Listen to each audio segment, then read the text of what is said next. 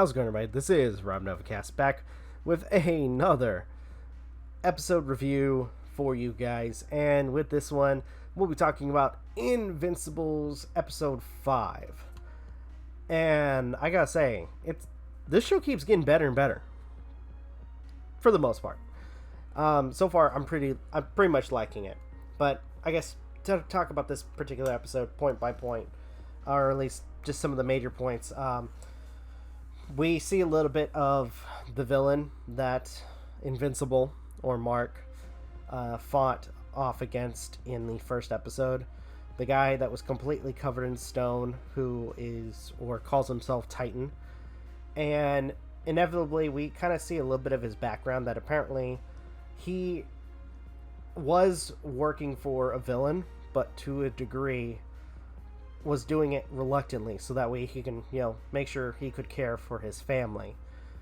But when it gets to the point where the crime boss that he's working for doesn't want to let him go, he then proceeds to try to get help from Invincible, which, to a degree, Omni-Man is not particularly happy with that. And as time progresses, Mark's mom, or Omni-Man's wife, starts to become more and more suspicious of Omni-Man, of something clearly being wrong. But going further, we also see Mark is apparently having trouble dealing, or at least kind of handling, his social life, where when it comes down to, dealing with the hero stuff, he's always late for his, life duties, like going to work, or if anything, being on time for situations with, or events with his girlfriend, Amber. Which, that slowly starts to kind of fall apart. Now, inevitably, it gets to the point where Titan does meet up with Invincible, and again, they end up, kind of working together to take down this villain known as Metalhead. And they, set up a time and place to, try to take him down. Now, also, further, or going into the story, we have a moment, or we have situations, or with, or at least some moments with Adam Eve, who is having a hard time dealing, or at least kind of getting her life together, especially what happened with Rex. Her family is kind of disappointed with, what's going on with her, and to an extent, she doesn't know what to do. She does get help with Amber a little bit, with volunteering at this shelter that Amber assists with, and to a degree is also, having Mark help out there as well. Though, by the end of it, or at least by the end of the episode, Mark won't be able to assist. And I'm going to say it gets brutal. But also, we also have or at least a subplot with the new Guardians of the Globe, who, to an extent, are not the most functional team. And one of the head members mentions how each person is discoordinated when it comes to, working together, and also inevitably shows each person's faults and what they can improve on. But nobody wants to listen, including Rex, who, let's face it, is a fucking hothead when it comes down to anybody telling him what to do. Which, I'm gonna be honest, I don't like Rex. He's a piece of shit. But, going further. So, going closer to, or at least talking about closer to the end of the episode, Invincible and Titan enact their plan to take down Metalhead, but turns out Metalhead predicted what was going to happen.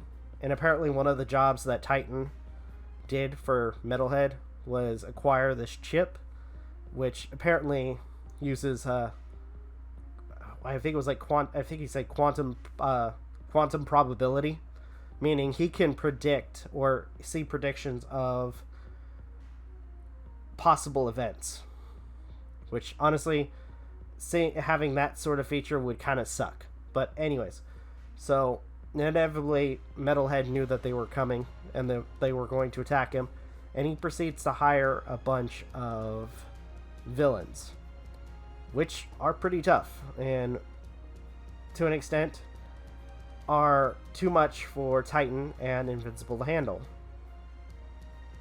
And inevitably, they get their asses kicked. Including, and especially for Invincible, who goes against this beast man individual, who, to a degree, wrecks his shit. And it doesn't help, too, that soon after, or at least in the middle of the fight, the Guardians of the Globe show up, and they get their asses kicked, or at least a few of them. Invincible gets his guts basically crushed with a mace.